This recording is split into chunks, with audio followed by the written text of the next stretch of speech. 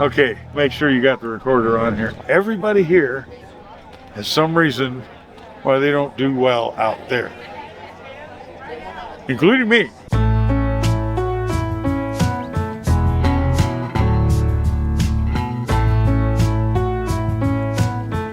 I've lived in Slab City for 10 years, the most successful homeless town, homeless camp in America. We're free, pretty much free to come and go as we please. I pay no rent. I have nobody looking over my shoulder.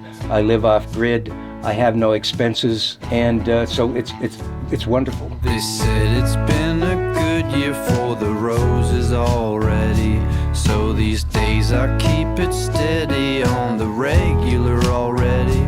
Is these days these days I do whatever I want. Tone out the rest till something wakes me from a rest. Tone out the rest till something arresting awaits me. Slab City to me is a place that people can do what they want to do. You know, if they want to create it, they can do it here. People need freedom, so that I think a place in the like the slabs is needed for almost all the big cities. I was here 3 days and I realized I was at home. It just felt like home, you know. I got other places to go to, but this is the place I would rather be. And I go out of town for a few hours, I get all anxious. I want to be back here. This place is amazing. It brings all kinds of people. Brings artists. DNA does art, and he can make barbecues and stuff like that out of old cylinders. I don't like conventional construction as much as I like to go just try something different. You know, try something that nobody ever told me how to do. Your stairs up there on top of the hill by the tank? Yeah, you like those? Fugitives, drug addicts. Retired professionals. We've got people that have nowhere else to go. We have train hoppers. I used to hop freight trains, riding the American dream. We have dirty kids. Dirty kids are travelers. When you're a real dirty kid, there is quite a family connection or whatever. And yes, it involves being dirty. Older retirees. You get a little gray hair, so the boss don't want to hire you for the next job. You're on the streets in a van. And you know, you got crazies, you got good people, so you know, we just have to find out which one's which. It is the best thing in the world, and it's an absolute nightmare. It's the only place that's really felt like home. Feel comfortable here. Feel safe. I've treated my time here like Minecraft and Fallout 4. So I've been I'm serious. I quit my job. I came out here because I thought it would be really fucking cool to build a chill spot, build my little habitat, you know, make my art and whatever. So all the slab shit. Yeah. How big is the slabs? 6 blocks. Yeah. The township, right? The whole thing. Like 6 streets. Yeah, it's like bing, bye, that's it. Most tourists have been scared, a lot of them have been scared away by some of the videos that some YouTubers make. And they would take their YouTube videos one night in the lawless town of Slab City. We ain't lawless. We got cops through here 24/7. There's always been police stations right here. I don't really know. It's always been a misnomer. Exactly. Yeah. 24 hours in Slab City. Oh yeah, those are like clickbait people. Yeah. In the most dangerous city in America. We're gonna be trying to survive in the world's most dangerous city. Are you guys scared? Who's scared right now? No. Before we left, we just wanted to give you like the $100. No, we want to actually just hang out with you guys and see what it's like. Definitely don't be naive. The more, you know, like clean and expensive you and your belongings look, the more of a target you're going to be. Oh, they were looking for maybe a place to stay. I told them you had the trailer in the back. I didn't know, or a pitch tent. I have a camp right back here. I have extra. You do? I do have somebody coming, but we can make it work. When I'm all alone on my own by my lonesome and there ain't a single nother soul around, I wanna dig into my guitar, bend a blues riff that hangs over everything. Man, this is so cool. Who made all this? The previous owners than me. One was an old lady. How do you do laundry, if I can ask? I have a little 300-watt battery thing I carry out here, and it washes them and it spins it dry. I get like 300 and something gallons when I need it. You want to get a shower real quick? You know how I wash my clothes? I take them down. I barter 15 minutes of micro trashing. Everything's barterable. I bartered for that. There's people that want it. What you think is trash inside your camp, a piece of steel pipe, I might need to reinforce my fence with. So I might have part of a hay bale that you needed for chickens. So we'll trade hay bale for some steel pipe. Sometimes you charge $5 if somebody wants a shower. You can't come out here and live for free. This is not a free living. Water costs money. if you want to live decently, like I like solar and I like lights, solar costs money. Where do you all get your water from? Water companies, different people that haul it. I guess the price is up to $50 a cube now. As far as having water systems, and actually we're gonna build a shower here, and we have, of course, a tub right there. We have a washer, but it's just not hooked up yet. These items, we're slowly getting them all, putting it together and putting into place. So I have lights, I have air conditioning, but I don't have a generator to run it. I have a swamp cooler, which takes the edge off. I will have radiator fans back in the portholes for the summertime. The bathroom works kind of. I'm starting to have an issue with the toilet, so it's gonna suck. What do you do? Yeah, heat must be brutal in the summer, huh? Yeah. It's hot. This is pretty serious if you're not prepared for it. You can die in one day in it, you know what I mean? You die in a couple hours in it. Hotter than hell in the summertime. Yeah. Sure, yeah. The way people say you hibernate in the winter, well, out here you hibernate in the summer, right? You can't beat the heat, you have to hide from it. And so any chores that you needed to have done, like if you don't have your septic hole dug, if you don't have your shade structure completed, anything you don't want to be running around doing in the summertime, you need to have done. We go from thousands in the wintertime to a couple hundred people in the summer. You're saying people are dropping like flies. Heat exhaustion. Do ambulances come through and pick them up? Oh, yeah. They'll fly them out of here during the summertime. Multi ambulances coming in to get them for dehydration, and mostly the old, because there's some oldies here. They used to call this area Menopause Manor. Menopause Manor? I think they still do. I call it that. So. What was the reason for Menopause Manor? Because we're old. Like a lot of old people live here. A lot of old artists. I love this little spot in here. I usually sleep out here. And this is actually a futon. That's my favorite spot to sleep. Are you a painter here? I am. Oh, that's all. I'm doing all kinds of weird art. I'm making art out of nails and screws. There's all this stuff I'm working on right now, I think, is up front. I like it. Oh, interesting. Right? It's weird. You want to pose next to it? I just got it done. Beautiful. I love it. See all these piles of junk, they really have a purpose. Like there's a million things to make stuff out of out there. Hey, like a child, you walked into my life. Hey, like a mile high, I'm feeling fine. Hey, like a child, you shine into my life. Can you please not be in the boat?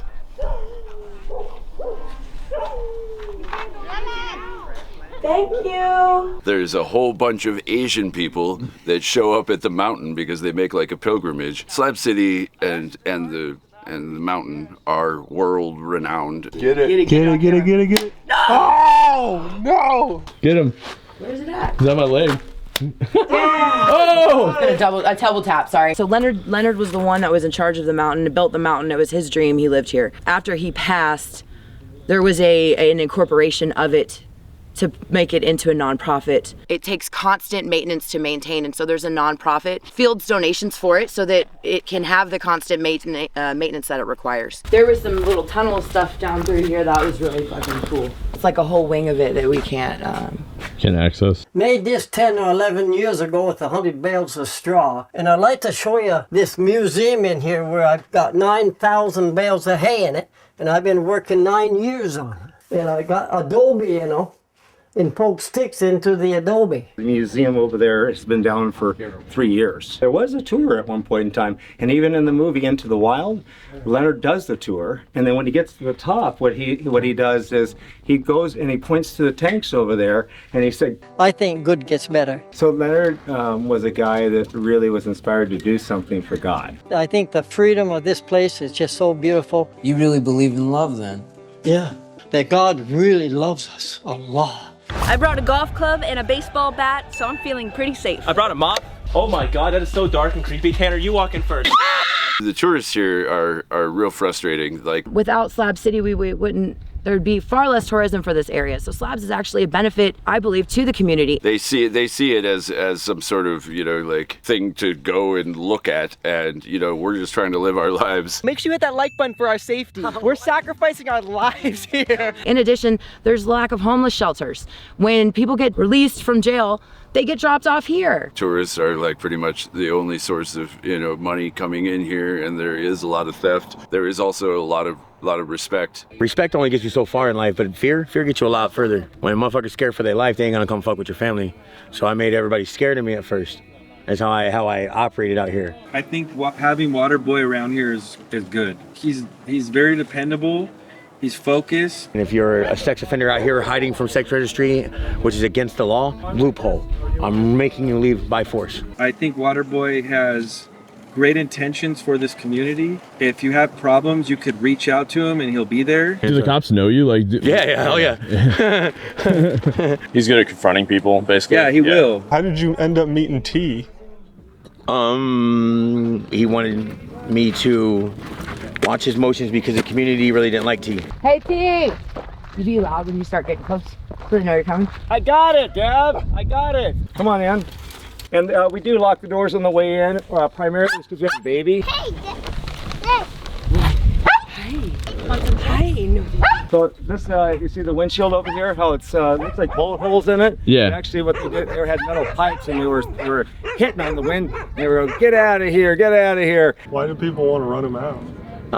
He's just socially like awkward. As you can see, there's a shotgun shell, shotgun shooting through it this way. And again, if they want to attack me again, they'd have even bigger problems. That was kind of the message that I had for them. And he has really grandiose ideas. I landed in a place in San Diego called, it was called Eden Valley. We actually had a group called New Eden. It was an amazing experience to see what you can do on a 2-acre property with people that had the right heart. And we had huge gardens. We tapped into our own well. And so I got a glimpse of it. And now I'm going to create it on a bigger scale here. People don't like change out here. And if you threaten to change the way of life out here at any point, you know what I mean? Like, they don't like that. I woke up this morning, didn't recognize the man in the mirror.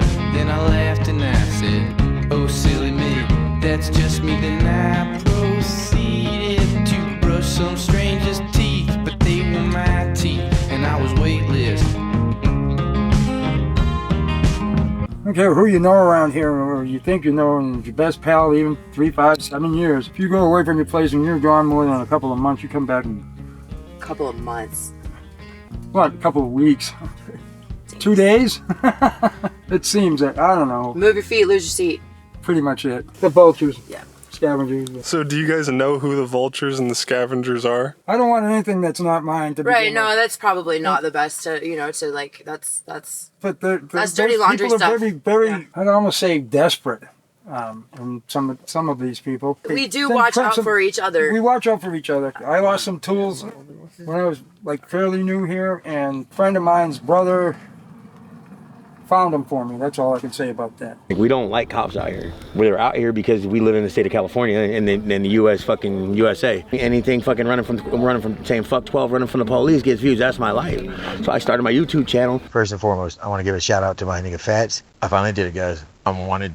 I got a wanted poster. I ain't fucking done nothing. I ain't tampered with no evidence. Gotta deliver this weed to this guy real quick. Fuck the police, you already know. I finally hit outlaw status. Which brings me to the outlaw aspect of Slab City. We're the biggest brassing, illegal recycling operation probably in the world. People go out there to the Chocolate Mountains and recycle brass shells from jets and helicopters. I do a lot of Facebook shit with the bombing range, with running from the cops. All right, everybody, up here on the bombing range. You can see we're in the middle of motherfucking nowhere. Team Black Diamond Outdoor. Woo! Like again, I said, we take all our live rounds, we break them down, and then we try to double stack them like this. It's a 50 caliber inside of a 20 millimeter.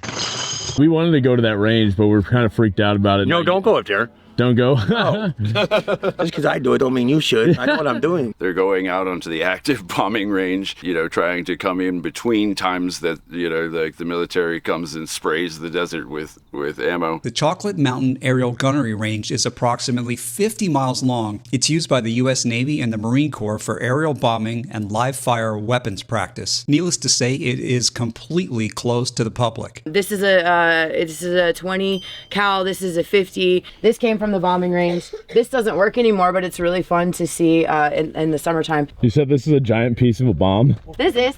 Are you kidding me? No, I swear. I'm gone. What? That's the top of a rudder. I've got more bombing range stuff too. All this came off the range. Dang, I want to get it close. Do you want to take it home with you? What?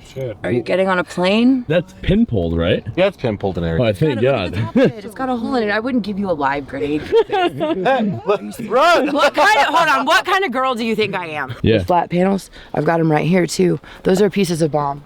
Oh my gosh. Bombing halves.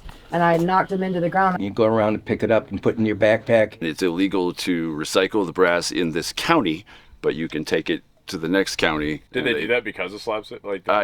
Because of the bombing range. Take it down to where they resell it. That's how you can support yourself out here. Because they don't want people doing that, but except they don't go and pick it up themselves.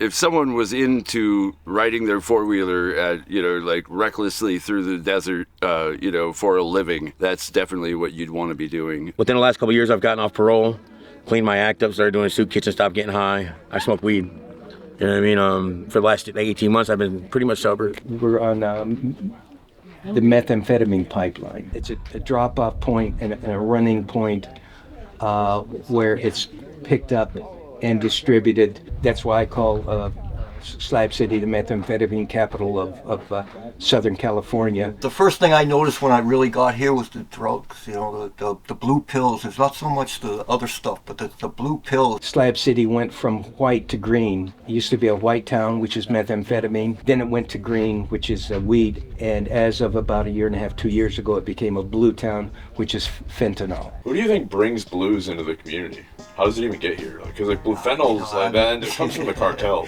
but I mean, they're around and they're cheap. I mean, they're talking about $2 a pill. So I can give you a little information on that. You take a drive down here, maybe go across the border, not too close here. You can get them. They can come right back. You think people from here go and get them there? Yeah, they do for sure. Everybody's like, oh, you should get rid of the thief and you should get rid of the drugs and the meth. Without the drugs and the meth, half of the economy here is gone. So a lot of things move on the drug trade out here. There's an underbelly to Slab City, of course, everybody knows. We're on the human trafficking tunnel, sneaking across the Darien Gap that a lot of documents have been made on. There's only been one that I know of, an excellent one that's been done on crossing the Darien Gap. Members of the Gulf Cartel drove us deep into the forest to their camp. Onwards we go, down this river. If anything that's not essential, they discard shoes, jackets. Central Americans and the Mexicans on the La Bicia, the freight train, a lot of them in Mexicali, then they hire Coyote. Migrants seek out locals who know the terrain, black market guides known as Coyotes. And as long as wayward migrants arrive,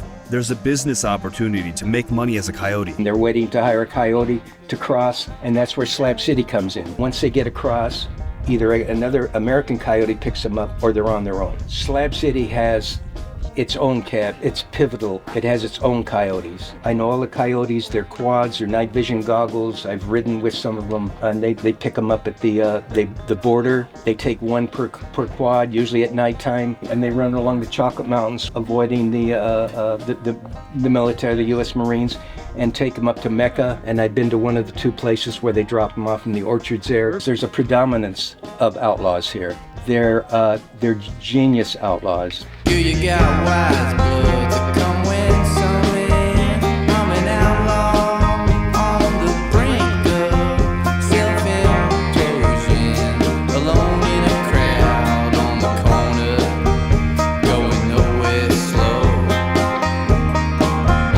I'm an outlaw on the brink of self-implosion, alone in a crowd on the corner.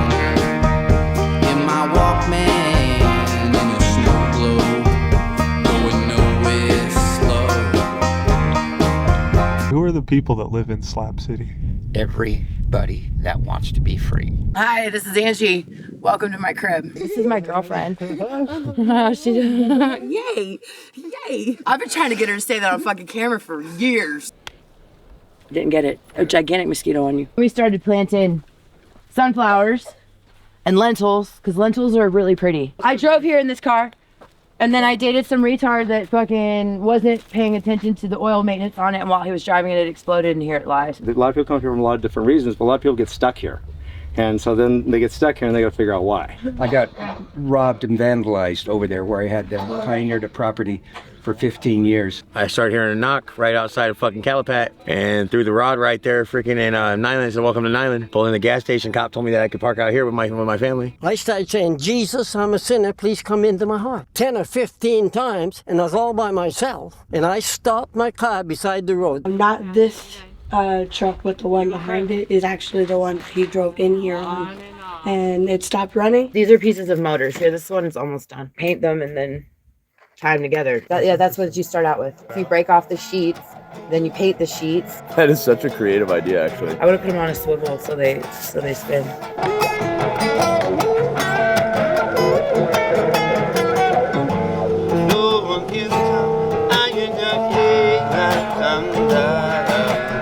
Woo! You absolutely shredded that solo.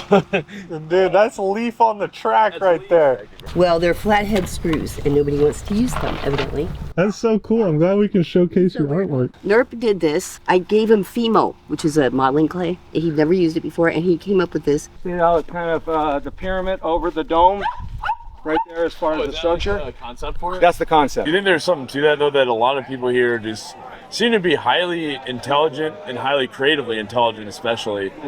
Here's like some of these people. Everybody is highly creative, intelligent. Some people just don't go there. You know what I mean? Yeah. They just don't go there. They spend all their energy serving the machine. What would you say to people that are in that daily grind doing those habits? Well, I mean, I feel sorry for some of them. Some of them are stuck. I mean, they have a family or they have children to support, and they have wives, they have houses, they have mortgages, they have car payments, they have all these things, and they couldn't quit their job if they wanted to. I lose track of time out here. It's kind of cool like that. You don't need a calendar. You don't know what day of the week it is sometimes. And it's good to lose track of time because time is actually, if you format it so harshly with the schedule and every day getting up doing the same routines and stuff like that, I think it takes away from living. I think we spent thousands of years evolving, or whatever you want to call it, to what we are now as far as humans go. And we should just be free. I worked emergency for 10 years. Like I said, I got tired of the grind working to, it was like I was working to live. You know what I mean? I worked so hard and all my money went to just like existing. And I live out here with almost nothing now. And it's fun. It's more fun. Look at these two. You got such a cool family here. Somebody else touch it. Like pull on it. Try to pull it apart. No, for real. Like two-hand it. Jeez. I'm not gonna shakaya. I've done some lithium research too recently. Lithium just got voted in.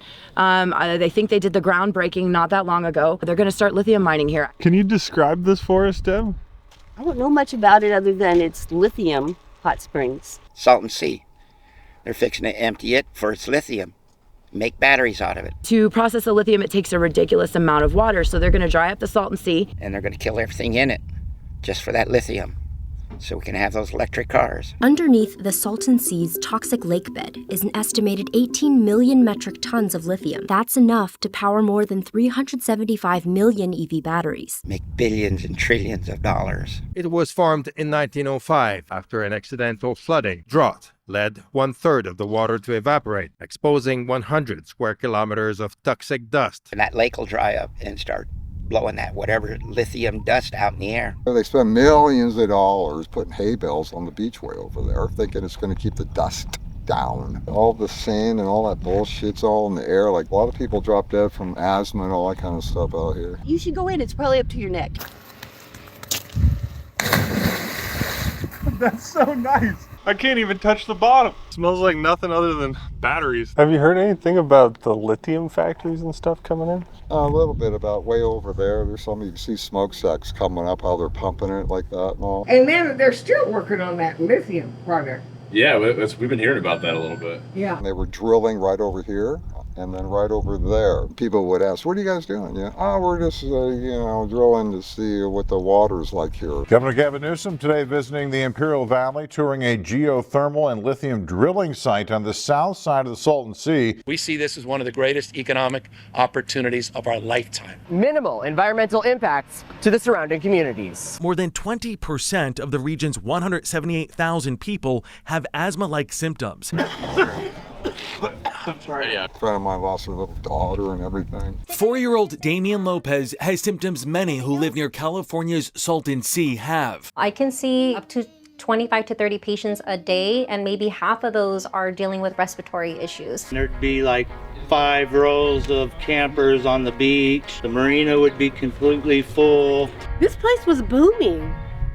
I mean, almost every lot here was occupied. By the 1960s, the Salton Sea became a picturesque gateway filled with resorts, marinas, and yacht clubs worth millions of dollars. The Salton Sea became contaminated. What's keeping y'all around? Business.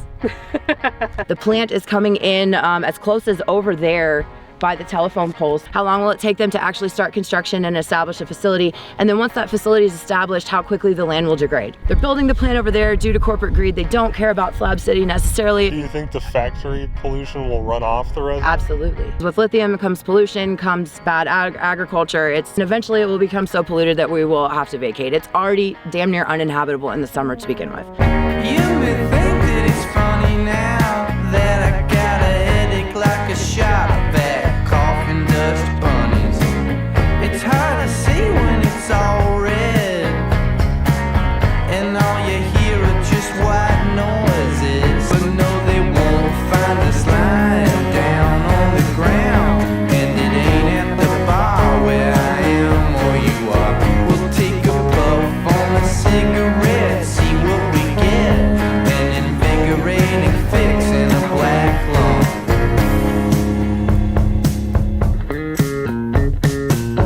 My first sin was lying to the priest about my sins. I'd make up sins. What were your make-believe sins, if you're willing to confess Yeah, them? it was like just stupid stuff about my brother. Like I made up, like I did, or I lied about something, which I was lying about. That's ridiculous. It's very complicated. Do you think they knew you were going to be a troublemaker from a young age? Yes, I'm sure of it. 40 failed Jerry's. But yeah, be prepared for like fish skeletons and nasty smells. Can you sing a song upside down for us? I'm sure I could, but I'm already at a loss. I am the very model of a modern major general. Oh, God. This is what I've been missing. Everybody's trying to get inverted, dog. Yeah. Well, the world is upside down and backwards. Does the Salton Sea like smell in the summer at all? Oh yeah. From all the dung and stuff from the fields and stuff from where the cows are, that smells worse than anything. And then that's Cowschwitz. Cowschwitz, oh my gosh. Tori cooks for me, which is amazing. She makes the best pork chops. Hi, bud. Hi, bud. Hey, buddy. Hey, buddy. Hey, buddy. You're a good boy. I brought you friends. It's about $76 every week and a half to feed them. And considering there's no jobs here, like I go wash dishes and slabs and stuff to feed them. So the dog's got a hold of it. So like the skin is coming off, but we did have her perfectly kind of preserved until last year. All her teeth are all still in there. Yeah, no, it's all connected still. Like it's pretty fucking wicked. Their teeth are hella long inside their jaws. I'll put her away in a second after we go to the adobe hut. This is what it currently looks like. These are rabbit coops and a chicken coop that we had in here because this room stays a good 20 degrees cooler than it does outside in the summer. Because those are whole trees. Like these are whole trees they brought from Calipatria 12 years ago. We used to have a PlayStation in here and all kinds of stuff because it stays the coolest. I'm afraid that we're gonna die under this tree on a windy day, and we've not stopped having windy days. Who are you guys? Where'd you come from with all your fancy stuff? Look at this. Hold on, this is what I record my shit on. The rich get richer and the poor get kicked around even longer. They don't need to freaking suppress anybody. A lot of the poor people are actually some of the more loving people, I think. So all these cats I saved during the flood, I was in my RV live streaming out the window and they washed in front of the RV. Dude, I guarantee you right now, you fucking blow a tire, you don't got AAA, somebody gonna find you a used tire we can throw on your car. I mean, they're more forgiving. Sorry. That's my fault. It's okay. That's what Shit happened. They're easier going. They recycle more. They're good for the planet in that sense. Our recycling center closed, and so we've still just been collecting recycling. You can't do this, what we're doing here, everywhere. I know you can't, but I think there should be more of this. I don't know if they're gonna allow it. You're so used to the the different environment, you know, the lack of certain, you know, regulations and expectations, it's terrifying to go back out to the outside world because you're afraid for the consequences, whatever minuscule like habit that, you know, everybody else has that you totally discard when you live in Slab City. Modern society offers you a pretty good deal if you play the game well and hard. But some people don't see any value in that. It's not sustainable. Like, this desert is not sustainable. Most of the animals and plants want to kill you. I don't know. It's home. It's still a place where you can go fly your freak flag and be yourself. I think it's best not to judge somebody because you don't know what they're going through. I mean, you can see from the outside, but until you really experience some of what they experience, their experiences led them to where they are. You know, maybe bad choices, good choices, whatever. They're just choices. If you don't accept the people around you, then how are they supposed to rebound from some pit that they got themselves into? Once you get knocked down and be homeless, say, it's hard to get back up because there's a lot of pressure and there's a lot of labeling that goes on from that. What attracted you to doing this sort of thing? Okay, make sure you got the recorder on here. I got it. One night I took a shower and started drying off. And you know how when it's really hot, sometimes you just keep drying and it don't get dry. So I come out here on the slab. There was nothing here then, right? It's a rainy, stormy night, but the stars are really bright out here compared to most places. And the stars, with their perfect pinprick eyes, looked down upon me. And I said, well, you decided I have to live here. Once I had the idea of doing this, I did it a little bit every day for like a year and a half. Opening day, with no stage built or nothing. There was 100 people here opening day. Because they'd all been saying, what kind of fool's gonna make a country bar? And I didn't know it's gonna work like this. It's the first thing I ever did in the world that made a difference in the world. Yeah, so that's why I've been doing it for 20-something years. You've definitely made a difference here, that's for sure. I mean, look at this. Look how many people are happy to be as he built this place, you know? That's amazing. Waking the dawn of day, and I gotta think about what I wanna say. Phone ringing off the shelf, I guess it wanted to kill himself. Waking on a pretty day, don't know why